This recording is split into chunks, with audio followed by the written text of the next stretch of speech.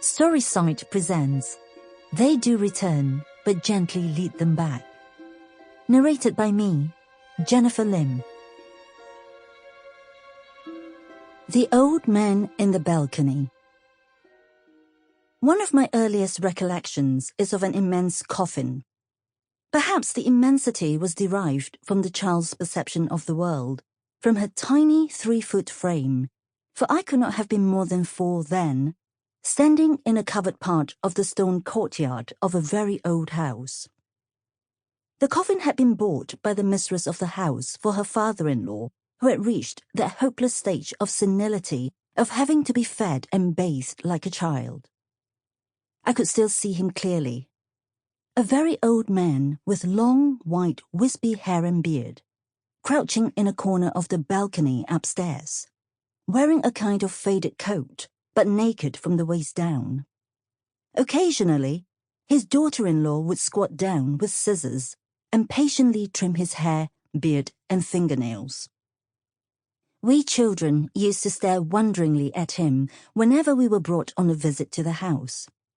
After the coffin, the old man with no trousers was a natural attraction, and we stood in a cluster just beyond the doorway, staring at him, but at the same time poised for flight should he spring up and attempt to catch us.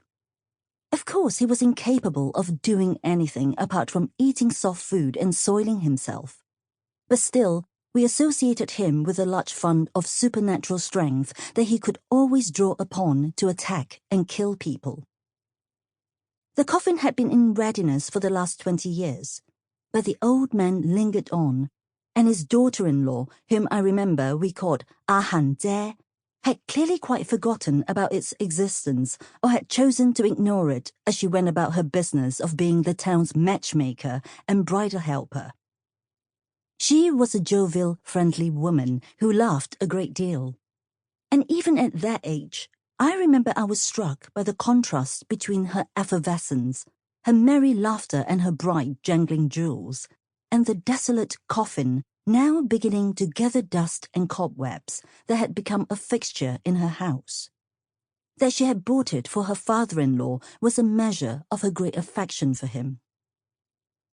At some time in their old age, men and women fretted about the possibility of dying without a proper coffin to be buried in. To reassure her father-in-law that no such calamity would befall him, Jie had bought him the coffin, and from that moment he had ceased to fret and worry. My mother-in-law was a mean, cruel woman, but he has always been good to me, said Jie, explaining this filial gesture. The coffin had stood for so long in the house that soon it lost all its terror for the children in the household. They played around it, and when no one was looking, tried to lift its heavy lid and slip inside.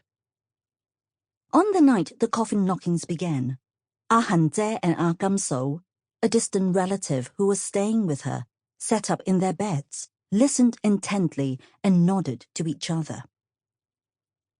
It will be soon, they said. The signs are here already. And they thought, without sadness, of the deliverance of the old man curled asleep on a mat in the room next to the balcony, a place grown musty and foul-smelling with urine and dropped food. They listened for a while and counted the knocks, all 17 of them. Perhaps it will be tomorrow, said Akamso. When morning came, she padded softly to the old man's room, but he was clearly still alive, for he looked at her with his bleary eyes and signaled that he wanted to be carried to his warm, sunny spot in the corner of the balcony. In the afternoon, someone rushed to Jie and said, "He's dead."